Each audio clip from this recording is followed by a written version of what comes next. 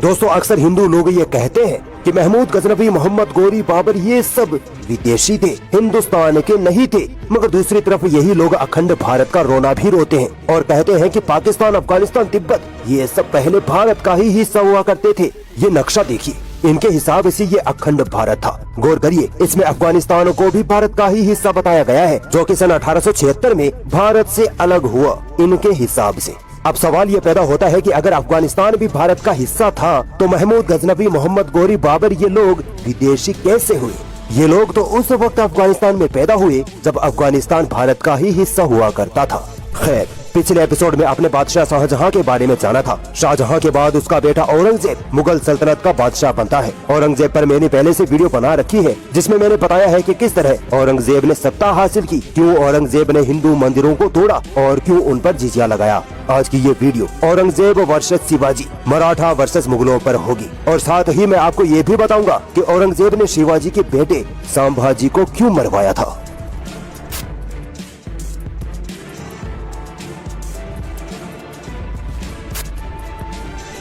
दोस्तों मराठों का उदय 16वीं शताब्दी के शुरू में हुआ था। मराठा पहले मुगलों के वफादार हुआ करते थे, मुगलों के लिए काम किया करते थे। शिवाजी का जन्म 1630 में हुआ था। रायगढ़ यानी आज के महाराष्ट्र या मुंबई के आसपास का एरिया मराठों का गढ़ हुआ करता था। मराठों और मुगलों की जंग शुरू होती है 1656 के आसपास। इस वक्त मुगल सल्तनत का बादशाह शाहजहां था। 1656 में शिवाजी की स्थिति काफी मजबूत थी। कई किले और छोटी मोटी रियासतें शिवाजी ने जीत रखी थी। 1656 में शिवाजी ओवर कॉन्फिडेंस में आकर मुगल सल्तनत के शहर अहमदनगर पर हमला कर देते हैं और ये हमला मुगलों को खुला चैलेंज था। मगर इस वक्त मुगल सल्तनत में उठापटक चल रही होती है। शाहजहां बीमार पड़ा होता है और उसके चारों बेटे दारा शिकोह, शाह शुजा, मुराद और औरंगजेब गद्दी के लिए आपस में लड़ रहे होते हैं। इसी गुत्थम गुत्थी का फायदा उठाकर बीजापुर और गोलकुंडा रियासतें मुगल सल्तनत से आजाद हो जाती हैं। ये दोनों रियासतें शिया रियासतें थी। शिवाजी भी मौका पाकर इन शिया रियासतों के साथ मिल जाते हैं। मगर 1658 में जब औरंगजेब मुगल सल्तनत का बादशाह बनता है तो वह सीधा बीजापुर और गोलकुंडा रियासतों को सबक सिखाने की ठानता है। औरंगजेब अपने मामा शाइस्ता खान को इस अभियान के लिए दक्कन का सूबेदार बनाकर दक्षिण में भेजता है। हिंदुत्ववादी लोग कहते हैं कि औरंगजेब शिवाजी से डर गया था, इसीलिए उसने शाइस्ता खान को भेजा था। ये बिना वजह शिवाजी को महान बनाने के लिए बोला गया झूठ था। उस वक्त औरंगजेब को ये तक पता नहीं था कि शिवाजी है कौन। खैर, शाइस्ता खान जब दक्षिण पहुंच जाते हैं तब उनका सामना शिवाजी से होता है। मराठों में अभी इतनी पावर नहीं थी कि वो मुगल सेना से सीधी टक्कर ले सके। मराठा गुरिल्ला वार यानी छापा मार युद्ध लड़ते थे, यानी आधी रात में सोती हुई सेना पर हमला करना, पीछे से मारकर भाग जाना, मराठा ये किया करते थे। शाइस्ता खान ने मराठों को काफी नुकसान पहुंचाया था, यहाँ तक कि उन्होंने शिवाजी के उस लाल महल को भी फतेह कर लिया था जहाँ शिवाजी कभी रहा करते थे। सन 1663 में एक बार शाइस्ता खान इसी लाल महल में सो रहे थे कि अचानक शिवाजी अपने 400-500 सैनिकों के साथ आधी रात को महल पर हमला कर देते हैं। इस हमले में मराठों ने औरतों, बच्चों समेत सैकड़ों लोगों को मौत के घाट उतार दिया था। शिवाजी किसी तरह शाइस्ता खान के कमरे तक पहुंच जाते हैं और शाइस्ता खान पर हमला कर देते हैं, जिसमें शाइस्ता खान काफी घायल हो जाते हैं, मगर वो किसी तरह वहाँ से बच निकलते हैं। दोस्तों अगर इसी तरह का हमला कोई मुगल बादशाह करे तो ये लोग कहते हैं कि मुगल कायर होते हैं, डरपोक होते हैं, जो रात को निहत्थे लोगों पर हमला किया। मुगलों में सामने से लड़ने की हिम्मत नहीं होती। मगर अब देखिए, शिवाजी ने भी आधी रात को निहत्थे लोगों पर हमला किया। क्या शिवाजी को भी कायर, डरपोक और धोखे से हमला करने वाला कहना चाहिए?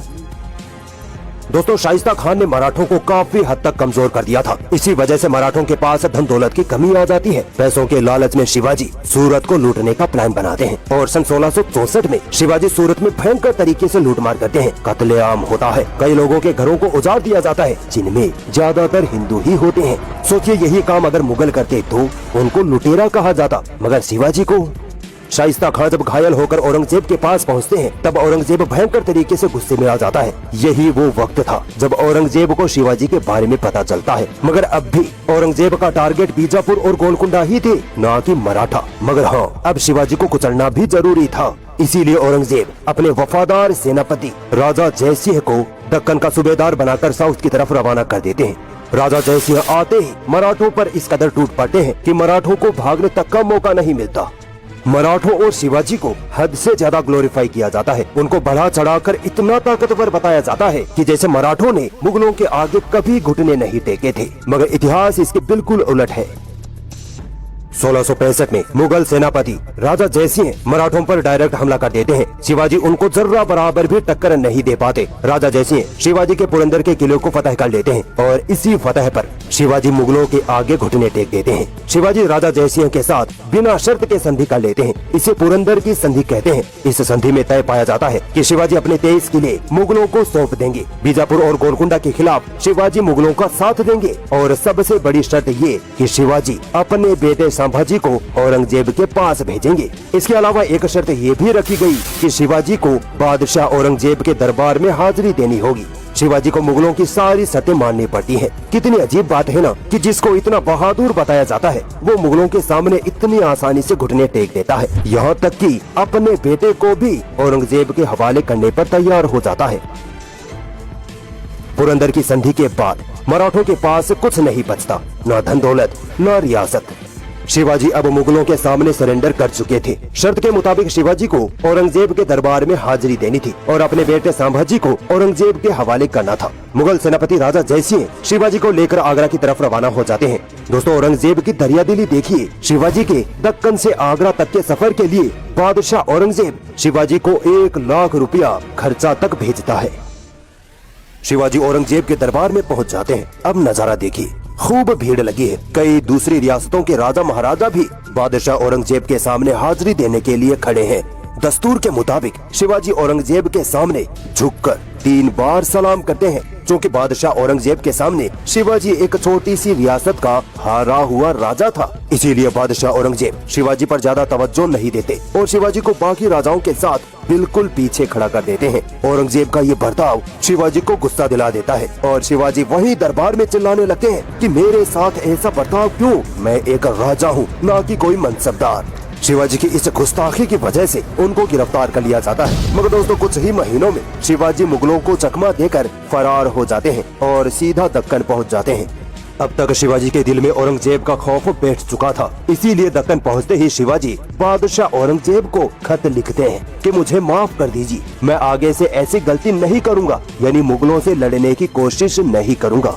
दोस्तों, मुझे तो अफसोस होता है कि जिस शिवाजी के बारे में आज हम इतना कुछ सुनते हैं कि वो इतने बहादुर थे, बेखौफ मुगलों से टक्कर लेने वाले थे, उन शिवाजी महाराज ने इतिहास में बादशाह औरंगजेब आलमगीर को माफीनामा तक लिखा था। बादशाह औरंगजेब भी शिवाजी को माफ कर देते हैं और शिवाजी को आजाद हुक्मरान मान लेते हैं। यहाँ तक कि शिवाजी को राजा की उपाधि भी देते हैं, क्योंकि दोस्तों शिवाजी बादशाह औरंगजेब के लिए कोई बड़ी चुनौती नहीं थे। अगर ऐसा होता तो औरंगजेब उनको आजाद हुक्मरान और राजा की उपाधि नहीं देते। कुछ साल तो शिवाजी शांति से बैठे रहते हैं, मगर फिर सन 1670 में शिवाजी फिर से सूरत में जबरदस्त लूटमार मचाते हैं, मार काट की जाती है और साथ में शिवाजी मुगलों के साथ की गई पुरंदर की संधि का भी उल्लंघन करते हैं। यानी शिवाजी ने औरंगजेब के साथ वादा खिलाफी भी की थी। 1680 तक मराठों और मुगलों में छोटी मोटी भिड़ंत जारी रहती है। कभी मराठा मुगलों को पीछे धकेलते हैं तो कभी मुगल मराठों को। फिर सन 1680 में शिवाजी को साजिश के तहत उनके ही घर वालों ने, गालिबन उनकी पत्नी ने, जहर देकर मार डाला। दोस्तों, एक हैरानी की बात बताता हूँ। आज के ब्राह्मणवादी लोग शिवाजी को हिंदू धर्म का सबसे बड़ा रक्षक और योद्धा कहते नहीं थकते, मगर क्या आपको पता है जब 1674 में शिवाजी अपनी ताजपोशी करवा रहे थे तब ब्राह्मणों ने उनकी ताजपोशी करने से इनकार कर दिया था, ये कहकर कि शिवाजी एक शूद्र है, यानी नीची जाति का है, इसीलिए शिवाजी को राजा नहीं बनाएंगे। उसके बाद शिवाजी की काफी इंसल्ट हुई थी, मगर शिवाजी किसी तरह एक ब्राह्मण को रिश्वत देकर अपने आप को क्षत्रिय जाति का सिद्ध करवा लेते हैं। ब्राह्मण फिर भी नहीं मानते, मगर अब शिवाजी के पास सत्ता थी, पावर थी, इसीलिए ना चाहते हुए भी ब्राह्मणों को शिवाजी को शूद्र से क्षत्रिय मानकर उनकी ताजपोशी करनी पड़ी। अब आते हैं कि औरंगजेब ने शिवाजी के बेटे संभाजी को क्यों मरवा दिया था। दोस्तों, पुरंदर की संधि के तहत शिवाजी ने अपने बेटे संभाजी को औरंगजेब के हवाले कर दिया था। औरंगजेब ने संभाजी को औरंगाबाद में 5000 घोड़ों का मनसबदार बना दिया। 1680 में शिवाजी की मौत होते ही मराठा रियासत बिखरने लगी, इसीलिए संभाजी मुगलों से निकलकर मराठों में वापस जा मिले और राजगद्दी अपने नाम कर ली। सन 1681 में औरंगजेब का बेटा अकबर औरंगजेब के खिलाफ बगावत कर देता है और भागकर संभाजी के पास पहुंच जाता है। अकबर को औरंगजेब के हवाले करने के बजाय संभाजी उल्टे अकबर की मदद करते हैं और उसकी बगावत को और हवा देते हैं। बादशाह औरंगजेब अपने बेटे अकबर के पीछे पीछे आगरा से दक्कन पहुँचते हैं। कुछ सालों तक औरंगजेब अपने बेटे अकबर से ध्यान हटाकर बीजापुर और गोलकुंडा को जीतने पर ध्यान लगाते हैं और सन 1686 और 87 में दोनों रियासतों को जीतकर मुगल सल्तनत में मिला लेते हैं। अब बारी आती है बागी अकबर की मदद करने वाले संभाजी की। चूँकि दोस्तों मराठा कभी भी मुगलों से सीधी टक्कर नहीं लेते थे, वो गुरिल्ला वार के तहत ही छुप छुप कर मुगलों को नुकसान पहुंचाया करते थे। इसी गुरिल्ला वार में एक दिन संभाजी मुगलों के हत्थे चढ़ जाते हैं। संभाजी को पकड़कर बादशाह औरंगजेब के सामने पेश किया जाता है। दोस्तों मराठों और शिवाजी और संभाजी को महान और मुसलमानों से लड़ने वाले वीर हिंदू योद्धा बताने के लिए बहुत बड़े बड़े झूठ और बिना सबूतों की कहानियां गढ़ी गई, जिनमें एक कहानी ये थी कि औरंगजेब ने संभाजी से कहा कि इस्लाम कबूल कर लो तो तुम्हें बख्श दिया जाएगा, मगर संभाजी ने इस्लाम कबूल नहीं किया। इसीलिए औरंगजेब ने संभाजी के टुकड़े टुकड़े करवाकर उनको मौत के घाट उतार दिया। ये एकदम लॉलीपॉप वाली कहानी है। अगर औरंगजेब को संभाजी को जबरदस्ती इस्लाम ही कबूल करवाना होता तो जब शिवाजी अपने बेटे संभाजी को औरंगजेब के पास छोड़कर गए थे तब संभाजी महज 9 साल के बच्चे थे। औरंगजेब चाहते तो संभाजी को जबरदस्ती मुसलमान बना सकते थे, मगर उन्होंने ऐसा नहीं किया। यहाँ तक कि संभाजी कई सालों तक मुगलों के अंडर काम करते रहे, फिर भी उनको इस्लाम कबूल करने के लिए नहीं कहा गया। दूसरी बात ये कि औरंगजेब इतना कमजोर बादशाह नहीं था जो अपनी आवाम के कातिल को और मुगल सल्तनत को नुकसान पहुँचाने वाले को महज इस्लाम अपनाने पर छोड़ दे। दरअसल संभाजी को बाकायदा मुगल अदालत में पेश किया गया था। उन पर बेकसूर मुसलमानों का कत्ल करना, औरतों का रेप करना और औरंगजेब के बेटे अकबर की बगावत में मदद करने के इल्जाम में इंसाफ के साथ मौत की सजा सुनाई गई थी। इतिहास को पढ़िए ताकि वहम से बाहर निकल सको।